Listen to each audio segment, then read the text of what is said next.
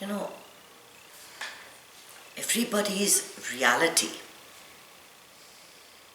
is totally different. Totally different. What Reena picks as the things that occupy her day is different from what Laura will pick. And what's important to Marilu and what's important to me and my husband. We each look at the world in our own unique way. And then we expect other people to react to us or to have the same response to us that we have. We want everyone else to work on our timeline, to meet our expectations, to love us the way we wish to be loved, to respect us the way we respect, to honor the things that we honor. And when they don't, then we are sad. We are unhappy. We feel less than what we should. We get taken away from the moment. Now, I never listen to news. Like in never ever. I don't know what is happening with Elon Musk. I know his name. I don't know what is happening in the war in Ukraine. I don't know what is happening to the children in Africa, in Gabon or in Liberia. I don't know what is happening to the weather in India. I know it's bad. A little bit filters in. But I keep my mind and my world small. When things come up, I do whatever it is in my power to keep centered. The thing is, when you look at worlds that are depressing, that are evil, that are horrible, and you are powerless to change it, what does it do to you other than make you feel miserable?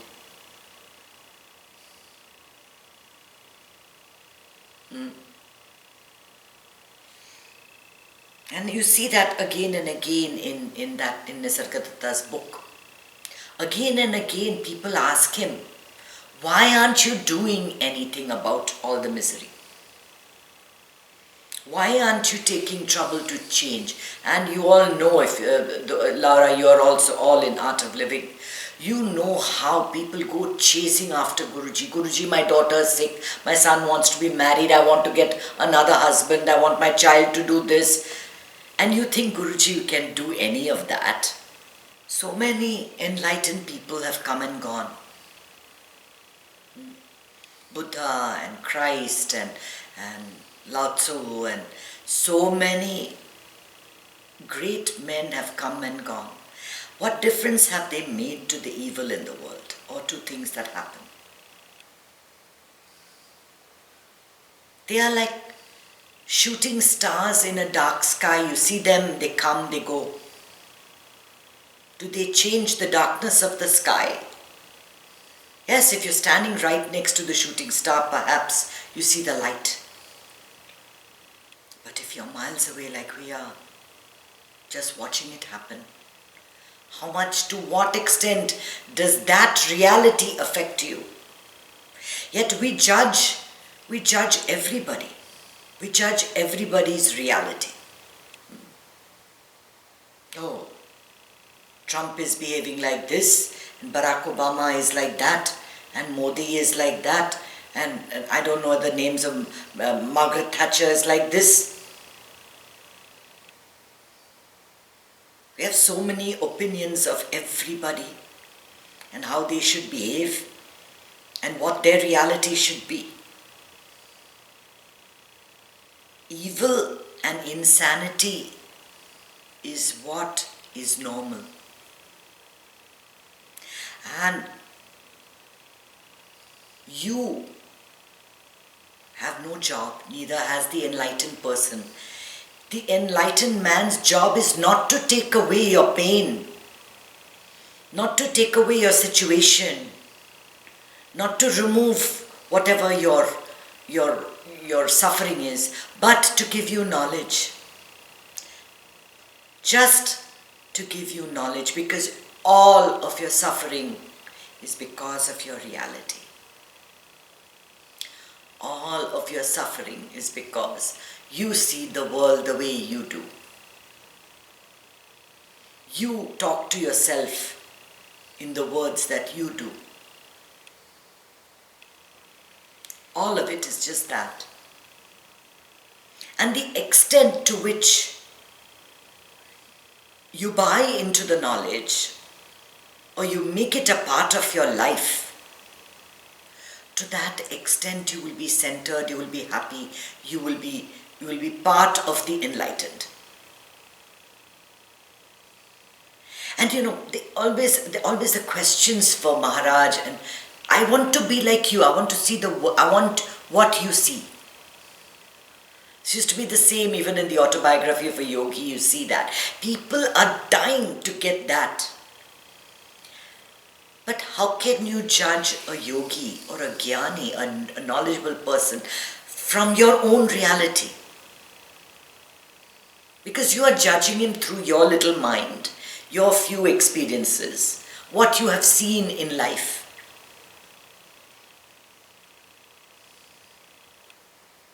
And we don't want enlightenment. We are grateful for these people to have given us these pearls of wisdom. We are very grateful. But what do you and me want? We just want to live our lives effortlessly, isn't it? You don't want to have huge problems in your life. You don't want to do all of that. But can I, just by doing these classes, take away your problems? No. But you can. You can. You can change your reality by recognizing that whatever is happening, especially if it is something good, it is only a passing movie, a passing shower, a passing reality. It's not real. See, if you understand that whatever you're seeing, whatever you're hearing, whatever's happening now is not real, that is the enlightenment. That is the secret to happiness. Because immediately it stops just clasping you and grabbing you. Because being overly happy and being overly enthusiastic and being overly thrilled and on top of the world is also difficult, because after that high, like everything else, is going to come the crash. Nothing stays the same. Everything comes, everything goes, everything comes, everything goes. We hold on, and I say this repeatedly, we hold on to a portion of a flowing river and say this is life.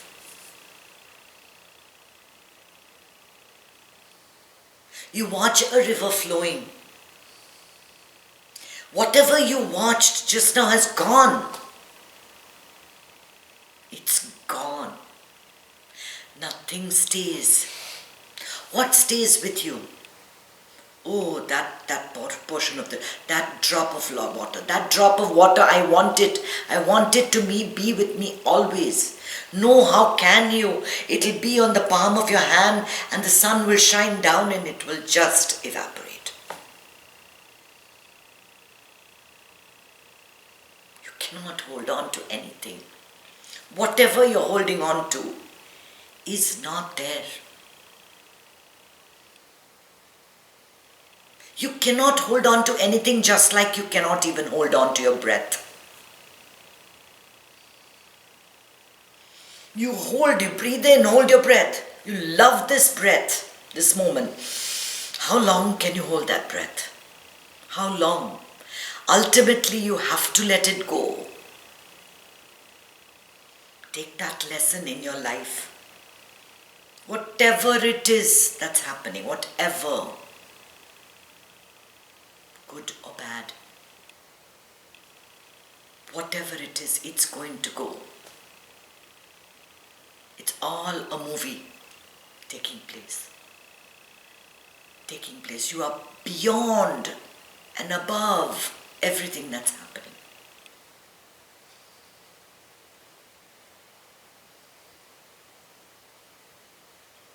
You want me to show.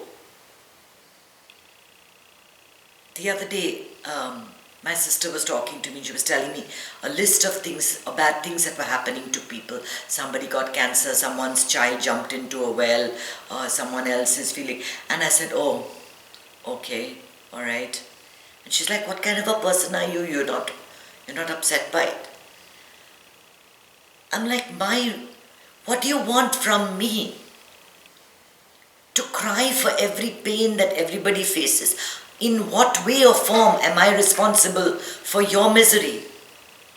What you want to take as your reality and cry and sob and grieve for it, must I? Must I cry for anything? Must I grieve for anything? I have made it my mission to get back to that. Happiness is my birthright. Happiness is my birthright. I have cried enough. I have grieved enough. I have lamented enough.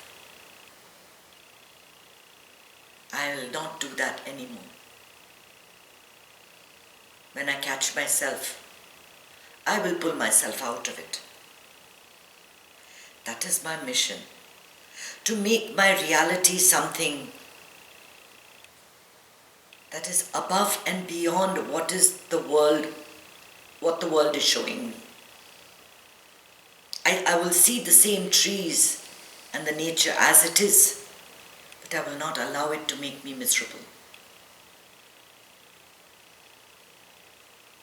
There is a war, there is death, there is birth, there is loss, there is all of it. It happens, but it is not happening to me. It just happens.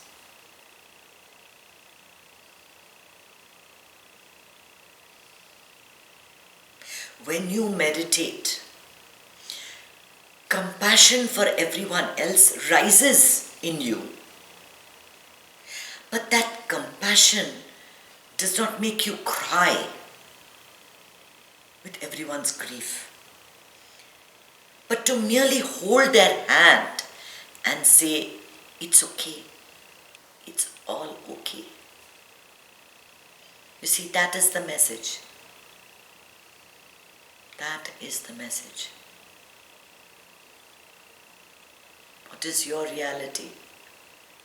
Have you ever thought? Think of it now. What are you holding on to? What do you believe is your problem? Let it go. Let it go. It's all okay. Happiness is your birthright. Om Namah Shivaya.